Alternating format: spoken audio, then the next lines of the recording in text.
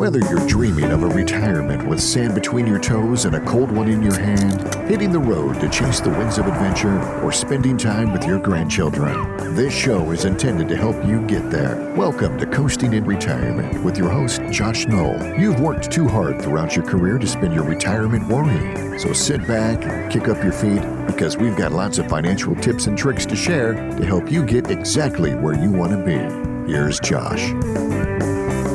Good afternoon, everyone. Welcome to Coasting in Retirement. That's right. Thanks for joining us today. We're excited and delighted to have you. I'm your host, Josh Knoll, alongside my co-host, Michelle Lee Melton, my radio midnight rider, the Abbott to my Costello. Michelle, how you doing? I'm well rested. Well rested. Good.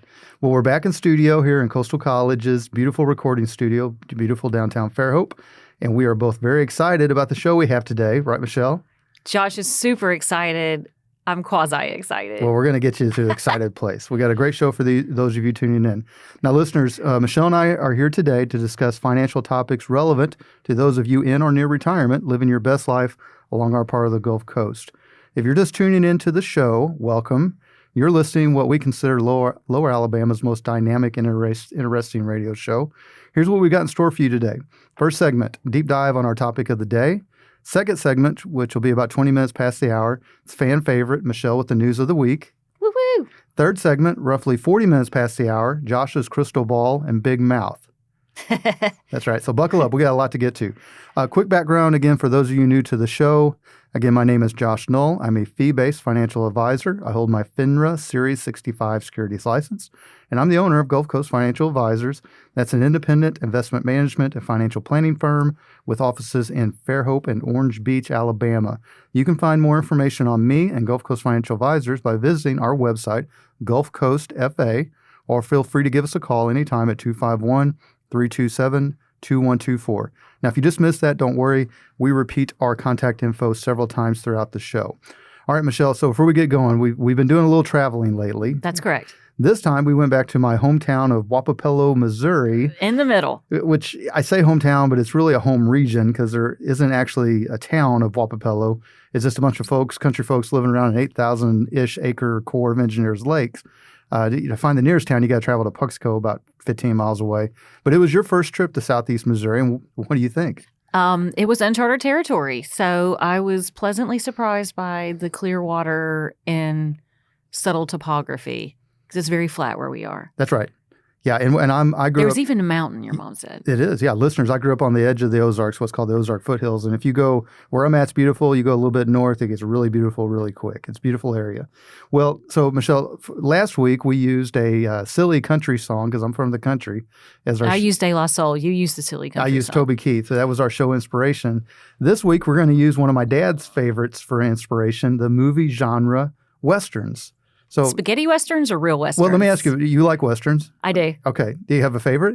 No. Okay. You just like them in general. I just like that channel, Grit or whatever it is. Oh, my gosh. Your dad and my dad watch that all day long. So now, specifically, we're going to use the title of a Clint Eastwood classic, The Good, the Bad, and the Ugly. I'm familiar with that one. That's right. We're going to use it to discuss a concept that gets pushed pretty hard in my industry, the Roth conversion. Now, the Roth conversion is sometimes somewhat incorrectly referred to as a backdoor Roth. It's a kissing cousin, but there are some differences we will get to. All right, so let's do this. Let's start with a basic Roth IRA explanation. So whereas your 401k plan or your traditional IRA has pre-tax contributions, that is any amount you contribute to these retirement plans is deducted from your overall income for the tax year, a Roth IRA is contributed to using after-tax money. It grows tax-free? Well, also different is how the money grows. A 401k or traditional IRA will grow tax-deferred. You'll owe the taxes when you take out withdrawals and typically in retirement. But with the Roth IRA, it grows tax-free. Now, when you take withdrawals out of your Roth IRA, again, generally speaking in retirement, 59.5 to avoid penalty, 72, 73 before RMDs on traditional IRA. Those don't apply to a Roth IRA. We'll come back to that. But anyway, when you start taking withdrawals, on a Roth IRA, there are no additional income taxes due at that time. So now that listeners, you grasp the basic differences between a traditional IRA and a Roth IRA, a Roth conversion is a pretty simple concept to grasp. Basically, you take a withdrawal from the assets that you have accumulated in your pre-tax qualified account, plain English, your 401k or traditional IRA, And then that withdrawal is deposited into a Roth IRA soon thereafter.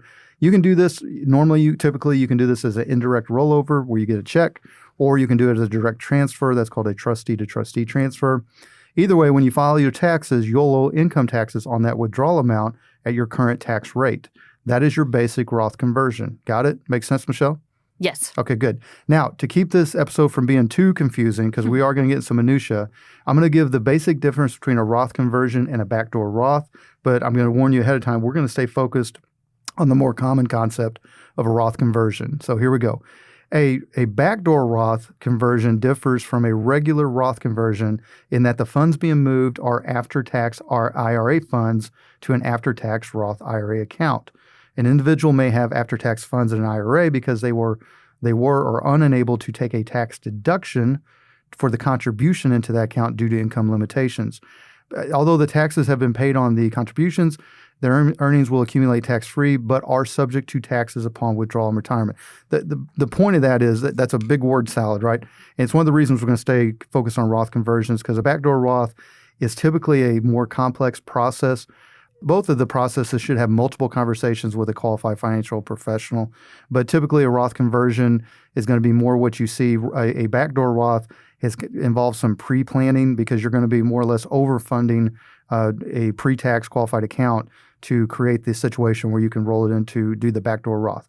Both concepts, though, all that said, both concepts have similar issues. It's not uncommon for folks in my industry to promote either of these concepts in what I call the hammer in search of a nail sales process. So what we're going to do so that you all are prepared, if you ever find yourself in the mix of this sales process, today we're going to lay out the good, the bad, and the downright ugly of Roth conversions, so that if you ever find yourself being told that nothing can go wrong with a Roth conversion or a backdoor Roth, that it just won't cost you a dime and it's the answer to all of your financial prayers, you can be like old Clint and tell the salesperson, "Go ahead, make my day." That's my worst Clint impersonation. Yeah. Not great. Not great. All right, we'll try again later. All right, so with that baseline, let's be positive and let's start with the good. First, for you high-income earners, I'm going to tell you something that you probably already know. Contributing to a Roth IRA is simply not an option. The IRS has income limits for Roth IRA contributions. For example, in 2023, the Modified Adjusted Gross Income, or MAGI, I think is how it's pronounced, not MAGA, it's not Make America Great Again, it's MAGI for short.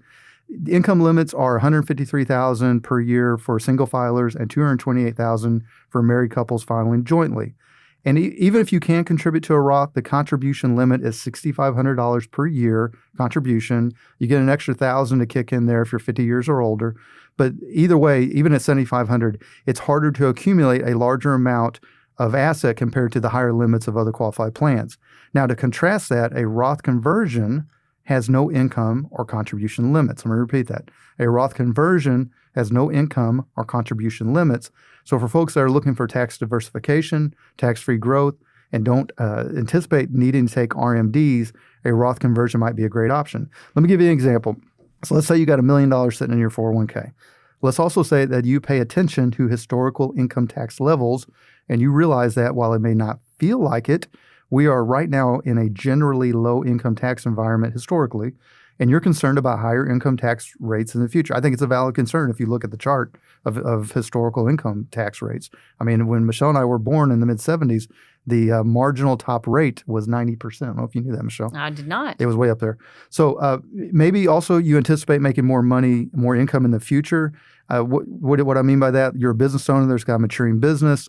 You anticipate revenues growing, and so now you've got a different need. You could roll your 401k balance into a traditional IRA, take that entire amount, that entire $1 million out in one withdrawal, and then place that amount into a Roth IRA. Sometimes you can even directly roll from your 401k into a Roth IRA.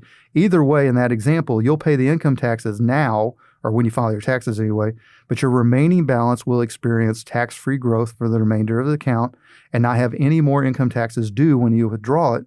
Plus, again, remember, you don't have to worry about RMDs for some of you all, particularly for some of you all that plan on working well into your 70s and beyond. Not me. Well, yeah, Michelle, not Michelle, but maybe me. But a more typical example is you're going to take systematic withdrawals from your traditional IRA over a period of time, let's call it 5 to 10 years, and convert them to a Roth to avoid a one-time big hit on your taxes. What are some benefits of this strategy? The Roth IRAs allow you to withdraw funds without increasing your tax burden. They're going to be a little less restrictive and give you some additional financial choices, particularly possibly giving the option of staying invested in the stock market for a longer period of time. There also are some tax planning benefits. That's one of the things that we do at Gulf Coast Financial Advisors is tax planning. If your other retirement assets are tax withdrawn, we're really getting words out now, Michelle, so I'll be quick with this. You can also avoid, this Medicare people will recognize with this, you can also avoid income-related monthly adjustment amount. That's IRMAA for short. I don't know, I'm assuming it's pronounced IRMA. I should know this, but what does it mean? If you're enrolled in Medicare Part B or D, boy or David, and your modified adjusted gross income is above a certain threshold, you pay a surcharge on top of your monthly premium. A Roth conversion could potentially help you all avoid that extra cost, and sometimes that actually adds up to thousands of dollars for high income earners. Finally, if you leave a traditional IRA to an heir, typically they have about 10 years to deplete it, in most cases anyway, meaning larger annual distributions could move your heirs into a higher tax bracket. By converting the Roth, your heir would still have to deplete it in 10 years, but those distributions would be tax-free. Okay. All right, so Michelle, we've done the good, the bad, and the ugly. We did the good, all right? Yes. What's next? The bad. All right, so here's what's bad in this situation. Well, here's a big one. If you have to use funds from your 401k withdrawal to pay income taxes that are due from the Roth conversion, you're going to be left with a significantly lesser amount of funds in your Roth. Boo. So in the example I used, the $1 million balance, right? So if we did do a one-time withdrawal, Michelle, we're talking hundreds of thousands of dollars, right? Out of my million? Out of your million. Okay. Here, let me explain. So as anyone that has heard of drawdown risk, it takes much longer to make up loss of principal in your accounts than it takes to actually lose that principal. It's simple math. For example, if you lose 10% of your portfolio balance, you have to make more than a 10% return on the remaining investment because the growth is on a smaller bucket of money, right? Makes sense? Yes. Okay. Well, paying taxes out of your 401k or IRA balance on a Roth conversion is this rule pushed to the extreme. What once was a $1 million bucket of money may now only be in the 650-ish thousand range, maybe 700,000, somewhere in that range, 600,000 to 700,000, depending on your individual situation. So turning 650,000 back into 1 million takes time, especially for those of you all that are in or near retirement. You're trying to protect your principal without taking a lot of risk. Ain't nobody got time for that. And typically that, in retirement, you're trying to protect your investments, not take a lot of risk. You also are going to lose tax deductibility on your contributions, again, especially for you high income earners that are fully funding a SEP or possibly a 401k with matching contributions and profit sharing, or especially in the case of you all that have a cash balance plan layered on top of your 401k.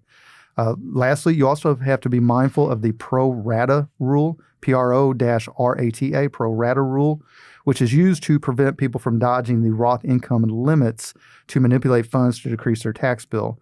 The pro rata rule, Michelle, we've already gotten nerdy enough. It involves somewhat complicated math and planning. It's best discussed on a case-by-case basis, which we can do here at Gulf Coast Financial Advisors, particularly with our fellow advisor, Will Stye, who is a licensed CPA advisor.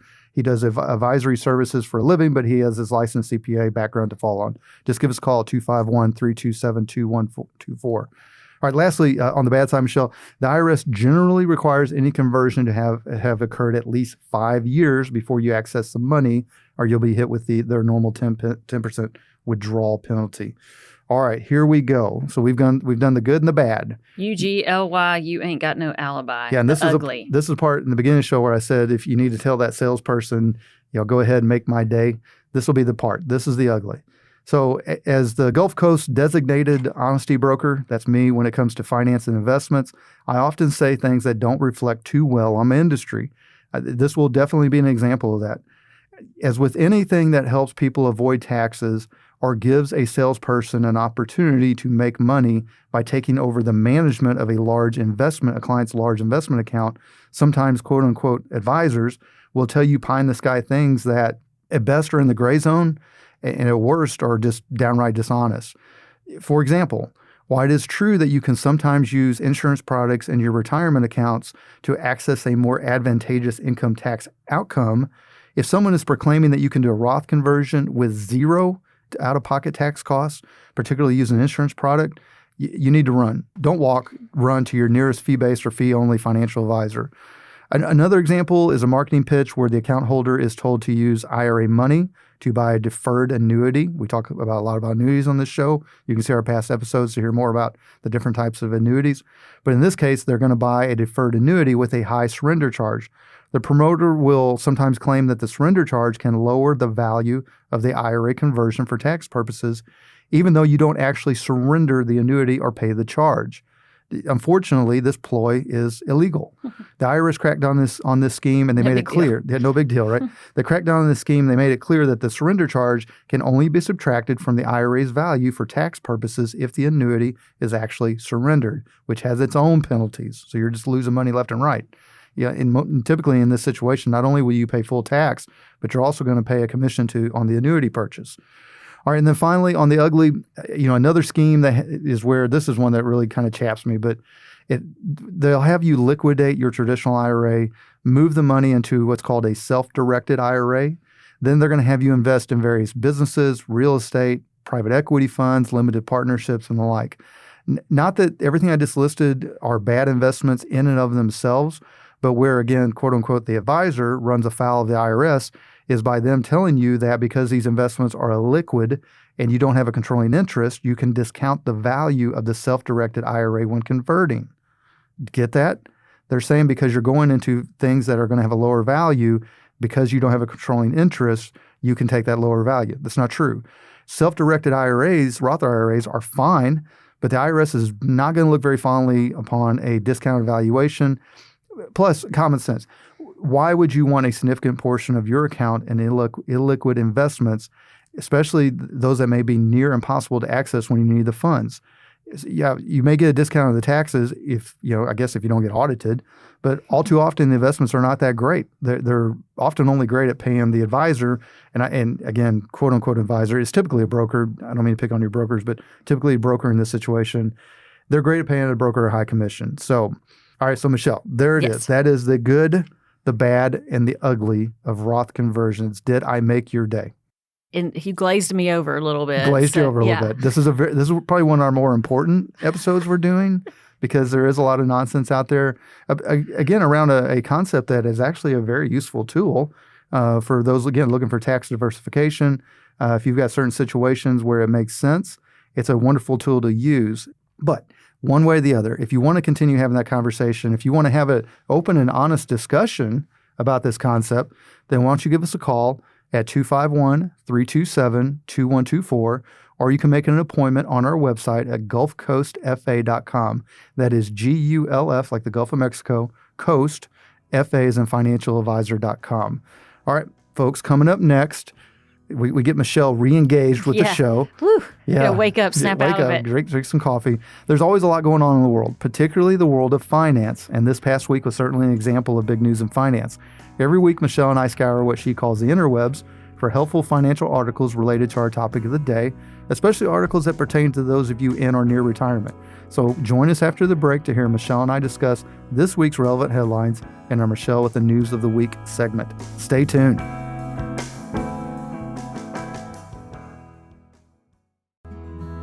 Whether it's building a business from scratch with your own two hands and wanting to maximize the financial impact of those sacrifices, or growing a great nest egg by being a dedicated and reliable worker for years, or choosing to live a life well within your means in order to accomplish a lifelong dream of retirement, the last thing you want is to go with the wrong financial advice after you've worked so hard to accumulate your assets.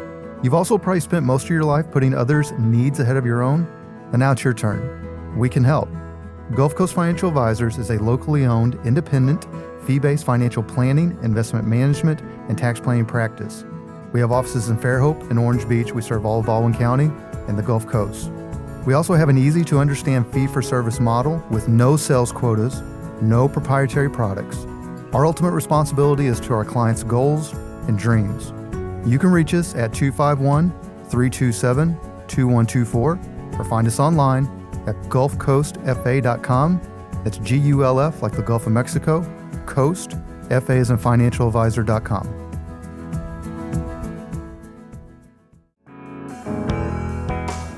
Welcome back to Coasting in Retirement. Your host, Josh Knoll here. So as we discussed before the break, every week Michelle and I scour, again, what she calls the interwebs for helpful financial articles related to our topic of the day, especially articles that pertain to those of you in or near retirement. Michelle and I are going to help you all understand and decipher the deeper meaning of these headlines, or at the very least, hopefully provide some context. So without further ado, here's Michelle with the news of the week. All right, Josh, let's kick it off with one of our favorite sites, Kiplinger. They have an article titled, Beware Peddlers of Roth Conversion Tax Ploys. You've already hit on many of these topics in the article when you talked about the ugly part of our discussion in the opening segment. So let me touch on a part of the article you didn't reference. According to the article, there are advisors that say to take out a loan, if you can believe it, equal to the full amount of the Roth conversion, then use part of that money to pay the tax bill while investing the rest in life settlements. What in the world? This sounds like a terrible idea, and not to mention very, very complicated. And but sketchy. Anyway, yes. First, I can't imagine a scenario where someone should take out a large loan as they're going to retirement. And number two, what little I know about life settlements is that it depends on someone you don't know dying in a timely fashion, which is out of your control. So this just stinks to high heaven to me, but I very well could be missing something. So is this a valid strategy for retirement or close to retirement or not? Well, okay, so let's take that apart in pieces. Now, first, it's a great article on Kiplinger, very, very well written. Let's talk about life settlements first briefly. Life settlements are when someone typically is terminally ill. They've got a large life insurance policy in place.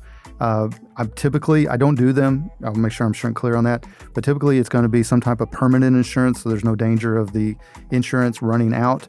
But it's a large life settlement, and the person that is terminally ill or injured is looking for money now.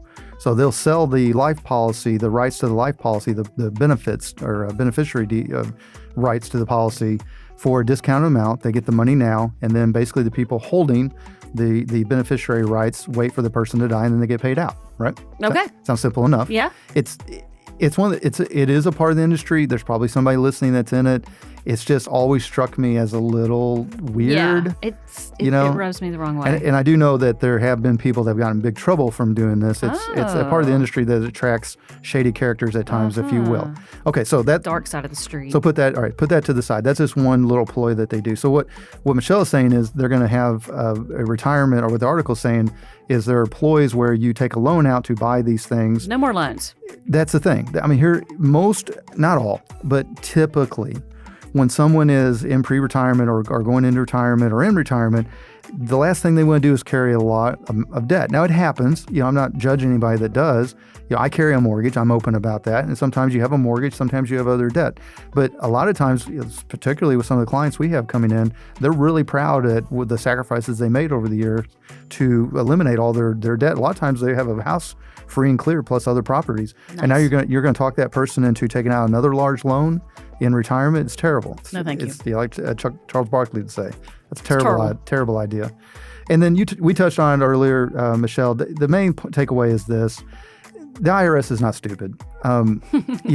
They opened, we're going to talk on the next article about some of the things that they didn't foresee when it came to the Roth IRA.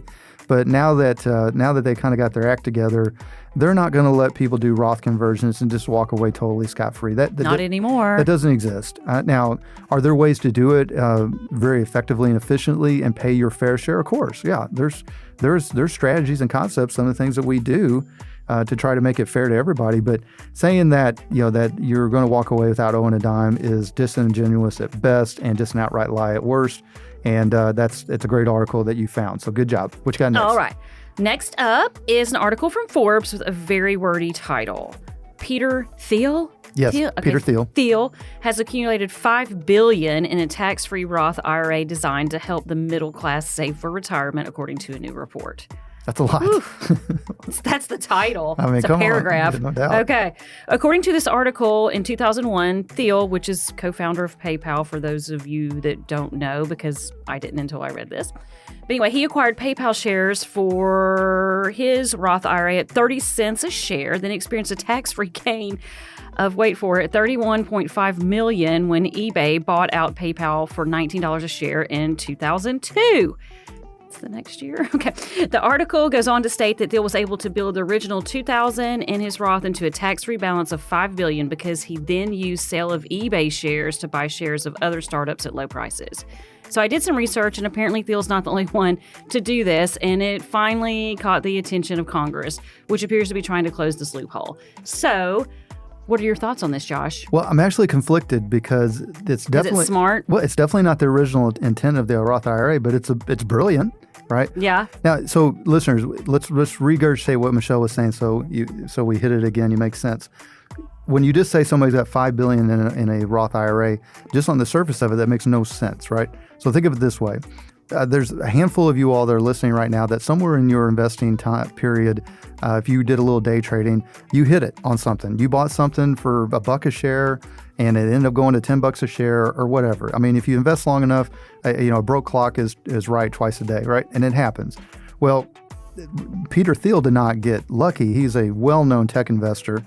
What he did was in his Roth IRA, he held early shares of companies back when their valuation was very minimal, when it would have been below the income limits that would have been under the Roth IRA.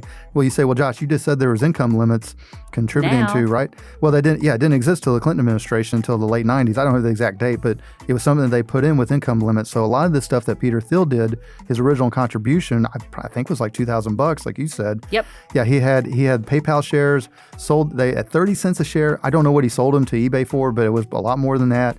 And then he had eBay shares and he bought other startups. And now all of a sudden, keep going. That $2,000 becomes $5 billion. And guess what, Michelle? He doesn't owe, under the letter of the law, he doesn't owe a dime in taxes on that $5 billion. Is that crazy? It's crazy. Right. So what they're trying to do is, Michelle mentioned that they're trying to close this loophole. That actually was, they were trying to, I don't know if you knew this, Michelle, but they were actually trying to eliminate Roth conversions in general altogether? with Biden's Build Back Act. They referred to them all as backdoor Roths and all the literature that I saw, which, as we listeners heard in the beginning of the show, that's close enough for common conversation, but technically it's not 100% accurate. But anyway, one of the provisions in the Build Back Better Act was to remove the Roth conversion, and of course that provision got removed at the last minute, which I agree it should have. It should not have been in there. Roth conversions, when they're done ethically, they're done appropriately, and they're done as a comprehensive financial plan, are a useful tool. The problem is you have situations like we did the first article where there's a bunch of shenanigans going on in Roth conversions. And then you have the second article where he technically did nothing wrong, but it looks bad. And he's not the only one. I mean, Warren Buffett's got millions of dollars in a Roth IRA. Is that crazy? Not so much. Not so much. All right. Well, we can help with that conversation, Roth conversions, folks. Give us a call, 251-327-2124. Find us on our website, gulfcoastfa.com. What you got next? Okay. So our first article didn't cast the best light on Roth conversions, and the second article didn't do it much justice either. So depending on the reader's viewpoint. So let's go back to basics with our next article. Uh-oh, look here. It's a common sense article from your site, gulfcoastfa.com. Incredible site. Well written. Yes. Deep research. It's simply titled Roth Conversions, What You Need to Know. Yes. Hallelujah. That's right. And it's short, and I didn't fall asleep. Okay.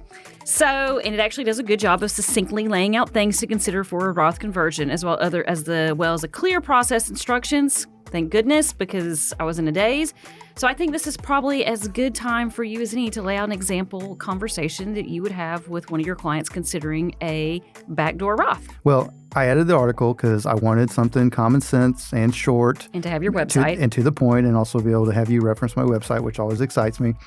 Our basic process is this. This is kind of a summary of the conversation when we're discussing doing a Roth conversion. The first thing we want to consider is your timeline to retirement. If you're retiring within the next few years, you probably want to forego a Roth conversion. Why? Well, because the money you convert into a Roth IRA must stay there for a 5-year holding period. Now, if you're one of the folks that don't need to pull money out of that Roth IRA, fine. Because again, remember, one of the benefits of a Roth IRA is it allows you to maybe have a little bit longer investment time horizon when it comes to the investments inside the account. Because if you make withdrawals before 5 years, you could be hit with a 10% penalty and or some additional income taxes. Another consideration is tax obligations. as we discussed in our opening segment, we gave the example of somebody doing a Roth conversion on $1 million, and just broad raw math, that person's going to be left with somewhere in the neighborhood of $650,000 if they pay the tax bill out of the IRA or 401k funds, which is a terrible. It's not. Let me back up, Michelle. It's not the end of the world, depending on, it's all about somebody's individual situation. But generally speaking, that's not, you don't want to be left with 1/3 less money right off the bat. It takes forever to make that money up, okay? Even if tax rates go up, the math is hard to make that happen. Normally what you're going to look at is doing it over some type of a period of time. It can be a short period of time, but typically a period of time, all right? Next thing is we're going to look at your future income tax bracket, okay? A lot of times people do Roth conversions as they are approaching retirement because they believe they're going to be in a lower income tax bracket in retirement because they're going to be making less income. That's, generally speaking, that's fairly accurate, right? Now, sometimes people like their business owners, will be going into a higher income tax bracket, or maybe somebody's continuing on working. And as we discussed in the beginning of the show, again, if you look at historical income tax rates, right now we are actually in a low income tax environment. I know it doesn't feel like it, but we are. So looking at the future tax bracket and taking into consideration, we have no crystal ball, even though we make fun of my crystal ball on the show. We don't have next. Yeah, we do. We don't have a crystal ball. Common sense would tell you they're going to have to raise taxes in the future at some point. We don't know when, we don't know by how much, but if that's something that is, greatly bothers you and it fits in your financial plan, we'll take that future tax bracket into consideration when we're converting.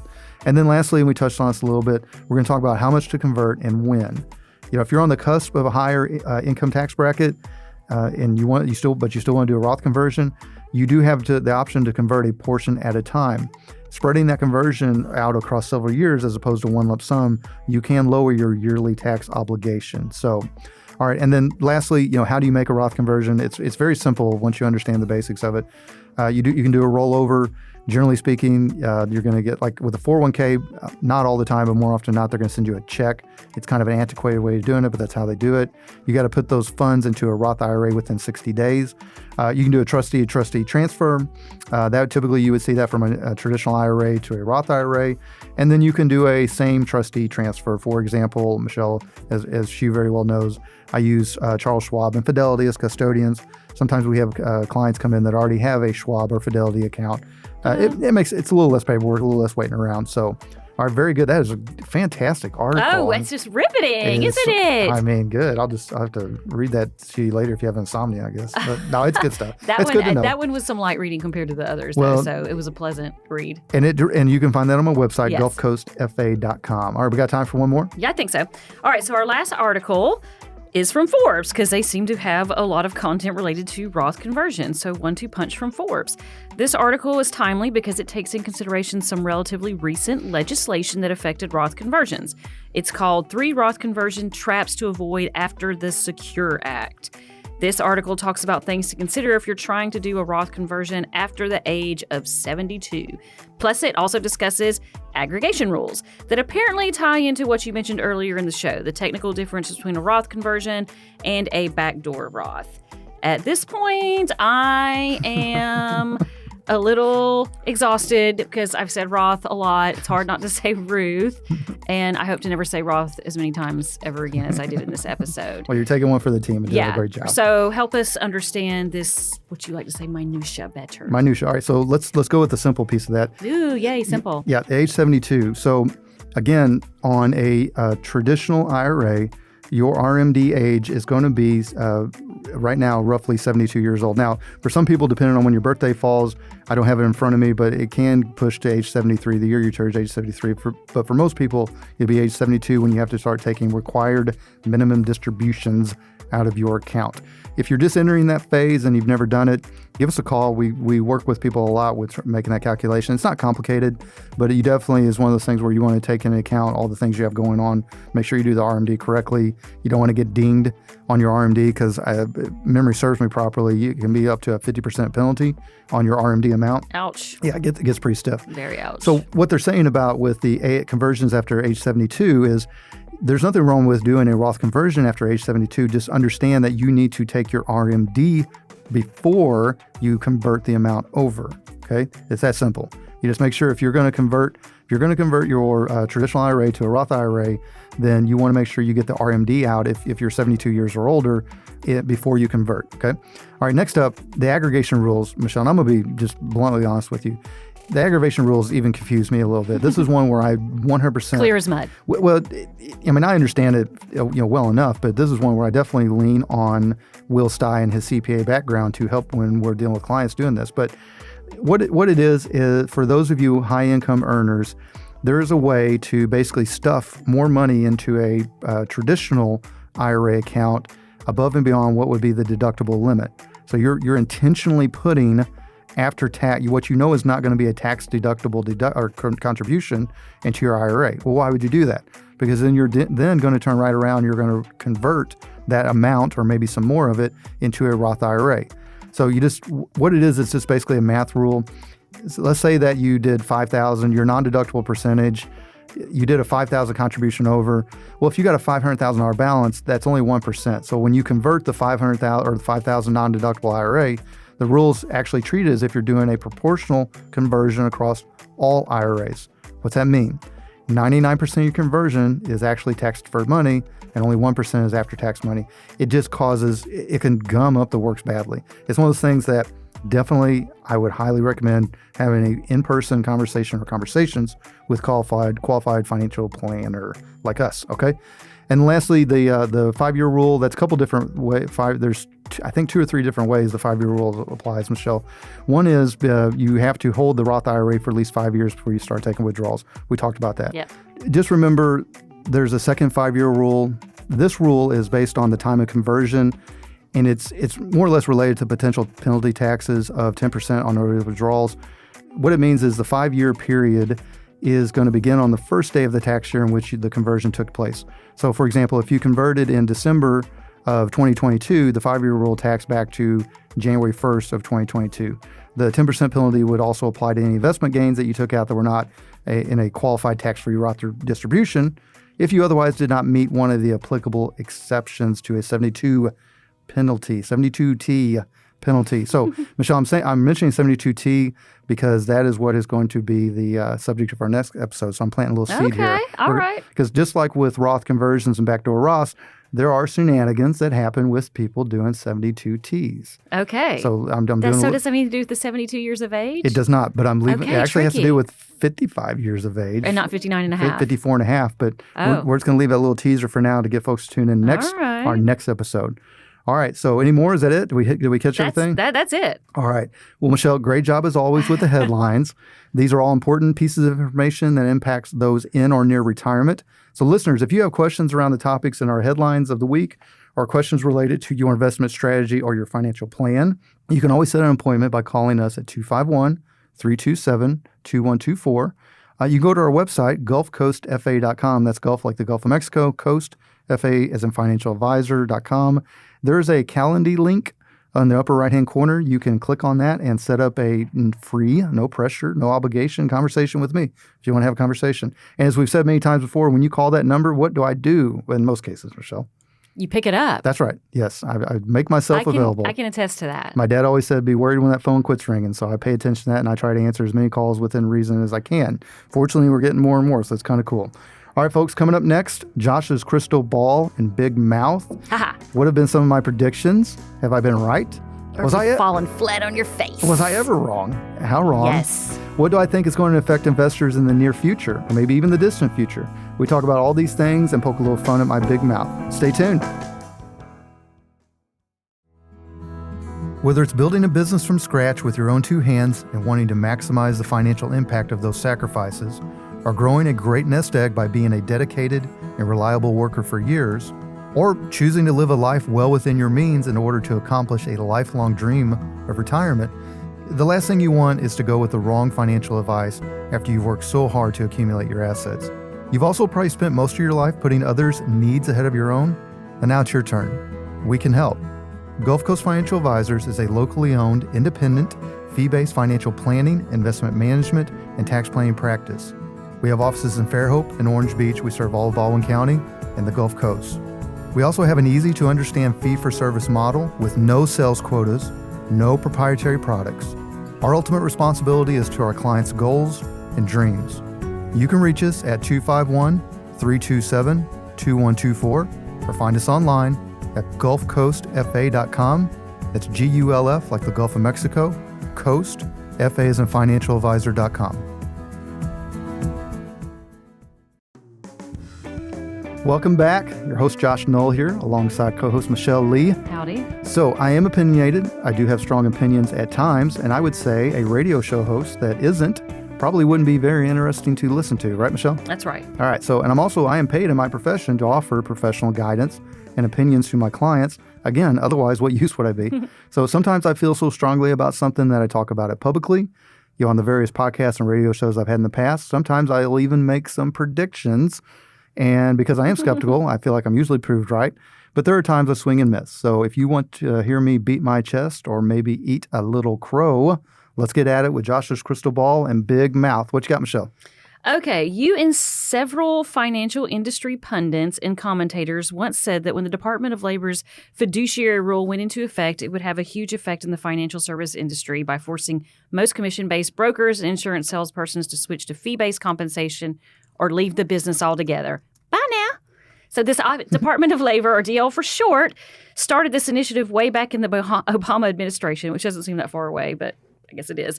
And surprisingly, the Trump administration did not hinder the fiduciary rule going into effect. So fast forward to the present, it's finally making its way to being implemented during the current Biden administration. Or is it? Right. So it looks like various lawsuits have held it up. Sounds like some other things, right, with current news stating that the rule once called the definition of the term fiduciary, which sounds suspect anyway, because definitions are always open to interpretation. But anyway, fair, to now being rebranded as the, quote, conflict of interest and investment advice, unquote. That makes more sense to me. Right. We have conflicts of interest as attorneys and other things, right, so that's pretty. That makes more sense. So my question is, did your big mouth nail anything with your opinion? And more importantly, has anything changed at all? Okay, so first, let's in broad terms, let's explain what this rule means. Back in the Obama administration, like Michelle mentioned a long time ago, they felt there was a lead up to making several changes with how advisors, brokers, salespeople dealt with generally qualified retirement accounts. What do I mean by that? Just think 401ks, 403bs, traditional IRAs, anything that gets a tax preferential treatment from the IRS is generally speaking a qualified account. They felt like there were several shenanigans going on in the industry, particularly when it came to rollovers of people coming out of low cost, call it at least professionally run 401k plans and going into higher cost investments in an IRA wrapper, going into higher cost insurance products, going into higher cost mutual funds, so on and so forth. And here's the thing. They weren't necessarily wrong. What they originally tried to do is make it kind of a backdoor way to get rid of some of the commission-based business that happens in industry. And I say that, folks are like, well, what does that matter? What do you mean? Here's why they were trying to do it. Here's why it matters. What they were trying to do is say that any securities licensed person, and it didn't cover insurance, sadly enough, but any securities licensed person had to act in a fiduciary capacity when they were dealing with qualified plans of clients. What does fiduciary mean in general terms? It means that you put your client's best interests ahead of your own. Whereas in the old commission-based world, in the insurance product world, you just had to have a suitability standard, which means is the product that you're selling to the client suitable to their situation? It's a much lower bar to chin, right? Okay, so that's basically what the fiduciary world was going. When Trump came into office, there was a lot of anticipation in my industry that the fiduciary or the DOL fiduciary rule was just going to go away. Kibosh, right. They felt like he was going to squash it. And I don't know all the political mechanisms. I don't pay a whole lot of attention. I just know that for the most part, he didn't necessarily stand in its way. What did stand in its way was a lot of lawsuits. Well, fast forward to the Biden administration. More lawsuits. And they were set to get it re-released earlier this year, rebranded, like Michelle said, the conflict of interest and investment advice. And again, it got held up in lawsuits. Now, all that said, there has been absolutely some of this stuff that has trickled down. A big one and a small one. The big one is my industry is moving towards fee-for-service advice and has been for the last several years. The DOL just kind of put a little rocket fuel on that, if you will, but the whole industry is heading that way. That's where you're paid for your fee for service. That could be managing assets under or putting a fee on assets under management. That could be charging a planning fee. That could be charging by the hour. Whatever it is, it's very transparent. There it is. There's what you pay. And it's intended to help the person understand what this investment advice is costing them, as opposed to the commission world, which, having been in the commission world before, it is confusing. I mean, heck, most of the time I didn't even know what I was getting paid. So it's hard to describe to somebody what you're getting paid when you don't even know. So what has happened is, not only in a big sense, not only has the industry continued heading away from the broker world and the salesperson world to the fee for service advisor world, but also on a smaller sense, there has been various documents and legal requirements come into play, Michelle, where if you are rolling a 401k into an IRA, you've got to list out the existing 401k expenses, compare that to the expenses in the IRA, which generally speaking are going to be higher, and explain why the higher cost is worth it, right? Okay. Yeah, for somebody who wants care, custody, and control of their IRA and wants professional financial advice and planning, then it makes sense, right? But if you're just a buy and hold investor, always have been, then maybe it doesn't make as much sense, and there's no reason for you to pay twice or sometimes 3 or 4 times as much for more or less the same investments. That's the point of all that. We'll see what happens. I'm not going to hold my breath. I don't have to worry about it as much because I am a fee for service advisor. Right. So I don't even have a broker dealer relationship. Yoo-hoo. So and it affects broker dealers. One less thing to worry about. That's right. All right, what you got next? So, Josh, on a previous Coasting and Retirement episode, we talked about the current potential danger of owning commercial real estate-based real estate investment trusts, or REITs for short. They come back. You stated that it was becoming more and more obvious that the work from home phenomenon of COVID was here to stay, plus the carrying costs of the loans on many investment properties were starting to skyrocket because of developers having to refinance into a much higher interest rate environment. Well, according to a recent article by Fortune magazine, quote, commercial real estate gets even bleaker with $64 billion in property now classified as distressed, end quote. That's sad. The article goes on to state that the amount of distressed assets rose 10% in the first 3 months of 2023. With the potential for another $155 billion of commercial property assets to become trouble this year. Obviously, your big mouth was proven correct here. But what does your crystal ball say about investors owning REITs that could hold a significant position in commercial real estate? Okay, so a couple Turn different... them into apartments. A couple different tacks here. Yeah, I think, last I checked, I think residential and warehouse REITs are doing fine. So couple different things. One, in general, REITs are a useful tool that retirees will often use to help fund their retirement through the use of dividends. It's more complicated than this, but the basic thing is the REIT holds actual real property, or at least notes on property, something that generates some type of income. When that income is generated, it is distributed to the holders of the REITs in the form of dividends. That's a really broad explanation of how REITs work. And in general, they're fine. Second point, there's 2 broad type bases of REITs that Michelle and I have talked on a previous episode. I don't remember the episode number, but if you all will go to Spotify and it was all about REITs. It was all about REITs, and go to Coasting and Retirement. You can find the REIT section. You can also go to the website, go to the podcast tab. But there's 2 broad types. There's publicly traded, and then there's what's called non-traded. Publicly traded or traded on an exchange. They are at least more liquid than a non-traded REIT, which is going to be more of a private type placement. And there's on the non-traded REIT, the distributor of the REIT has quite a bit more control over reimbursements. And more importantly, if that REIT goes down significantly in value, it's really hard to unload that REIT. Now, there are exchanges now that allow you to go on and unload non-traded REITs, but that's a very individual conversation to have with us at Gulf Coast Financial Advisors. All right, and then so lastly, the distress in the real estate. The question that you asked, Michelle, is, as somebody that's owned commercial real estate and owned several pieces of real estate in my past, I can tell you that when this kind of thing, it does look like a little canary in the coal mine, because I don't know what makes it better. There's probably going to be, everything goes in cycles. There's probably going to be a point where people are tired of working at home. Although you and I, at our age, how often do we remark, like, does anybody work anymore? It feels that way sometimes. Like, good Lord, where are all the young people? I, for one, would not thrive working from home. It would be, especially, between the two of us, we have 3 kids, and that would be hard for me to work at home too. So, and then more importantly, what just throws this all into a real issue, and like you said, the potential for another $155 billion is, a lot of this real estate was bought up when interest rates were very low, when money was Right. cheap, and now it's not. That's right. And they probably had numbers that made sense when interest rates were 2, 3, 4%. Now they're 7, 8, 9, 10 plus 12%. They got a problem. And I don't know how to solve it other than just to make sure that with my clients, we're looking carefully at the REITs they're holding and the REITs that we're looking at purchasing. And also if they're in something that's gotten banged up pretty bad, we look at if there's an effective way and it makes sense to get rid of it. So All right. We'll call Josh about the REITs. And it was episode 12. Well, not very nice. Episode 12, Look at Coastal that. Retirement. I Yes. like it. Checks notes. 251-327-2124. What's next? Okay, so for the finale, and I have to apologize ahead of time because I already know that your big mouth got it way over its skis and perhaps unfortunately dragged my sterling reputation down with it. But on a very, very recent episode of Coasting Retirement, you asked the question, is this as good as it gets in regard to fixed interest investments? Sadly for both of us, the almost immediate answer has been a big fat no. And the interest rates and yields being offered on money market accounts and bank CDs rising since our episode published. So, do you care to explain yourself? Well, I do. First, I'm going to defend myself just a little bit. Two things. One, the episode about the broad, different fixed interest rate offerings, it was very good and very useful. We got great feedback on that because a lot of people don't realize that there were that many robust options out there across a wide range of investments where they could get a fixed interest rate that compared to a year ago and especially 2 years ago is actually pretty attractive, pretty competitive.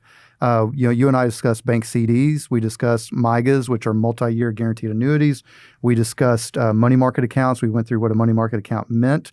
And, but as you said. Episode 15. Thank you. Episode 15. You can find it again on Spotify or on our website. But like Michelle said, we asked, is this as good as it gets? Well, no. I'm not even sure we made it a week. But no. The one thing, and then the other way I will defend myself, Michelle, is I did check MIGA rates this morning. You did? Yes. And the top one at one time, at least the ones that I can access, was 5.45% yield. Stuff for 5.5. Well, but that's in my inbox, but I don't know the details. That's money market or bank CDs. That's a bank CD. I'm confident. Yeah. Now the top MIGA rate that I have access to, maybe my competitors have more. I don't think so, but maybe they do. Is 5.3. So in that regard, I was actually right. Okay. I don't know if they'll have to raise the rates a couple more times for us to see that 5.45 again. So if you are able to get in locked on that, and that's an investment that suits you, then you did well and good Congratulations. job. Congratulations. But I definitely, big mouth got me there. So, all right, we done? We're done. Very good. Nice work. So, listeners, I hope you enjoyed a peek behind the curtain on how I form my opinions and my predictions. Right? Well, that's from the Roth conversions. And we got you alive now. Yeah. Yeah. And more importantly, then I'm willing to admit when I'm wrong, which hopefully isn't very often, but still. Now, to our listeners, they have more questions about the various investments and topics that we discussed in this segment, or just want to talk about your own investments and your own financial planning or your tax planning, we invite you to reach out to us. Again, call anytime, 251-327-2124, or if you want to make an appointment on our website, go to gulfcoastfa.com. That's GULF, like the Gulf of Mexico, Coast. FA is on financialadvisor.com. There is a Calendly link in the upper right-hand corner. You can click that, and that will allow you to set an appointment on my website, or on my calendar, pardon. So, folks, that's it for us here this week at Coastal Retirement. I want to give a huge thank you to my lovely co-host, Michelle E. Melton. My pleasure. Yes. Thank you to our awesome radio station, FM Talk 106.5 out of Mobile. Many thanks to the provider of our show music, local band Sloth Racer. And then lastly, and as important as any, always my sincere appreciation for all of you out there that have been listening and joining us on this journey. We would love to be a part of your financial journey as well. Until we talk again next Sunday, have a wonderful and productive week. This has been Coasting in Retirement with Josh Knoll. Advisory services offered through Prime Capital Investment Advisors, LLC, a federally registered investment advisor. Prime Capital Investment Advisors, LLC, 6201 College Boulevard, 7th floor, Overland Park, Kansas, 66211. Prime Capital Investment Advisors, LLC, doing business as Prime Capital Wealth Management and Qualified Plan Advisors, and Gulf Coast Financial Advisors are not affiliated. Gulf Coast Financial Advisors, Prime Capital Investment Advisors, Prime Capital Wealth Management, and Qualified Plan Advisors do not provide tax, legal, or accounting advice. This content has been prepared for informational purposes only and is not intended to provide and should not be relied on for tax, legal, or accounting advice. The information provided herein is not a complete analysis of every material fact regarding any strategy. It is intended only to provide insight into the opinions of the author. All information presented is for educational purposes only and is not an offer or solicitation for the sale or purchase of any securities. Content offers commentary and generalized research, not personalized investment advice, and is for informational purposes only and does not constitute a complete description of our investment services or performance. All investments involve risk and, unless otherwise stated, are not guaranteed. Be sure to first consult with a qualified legal professional and/or tax professional before implementing any strategy discussed here.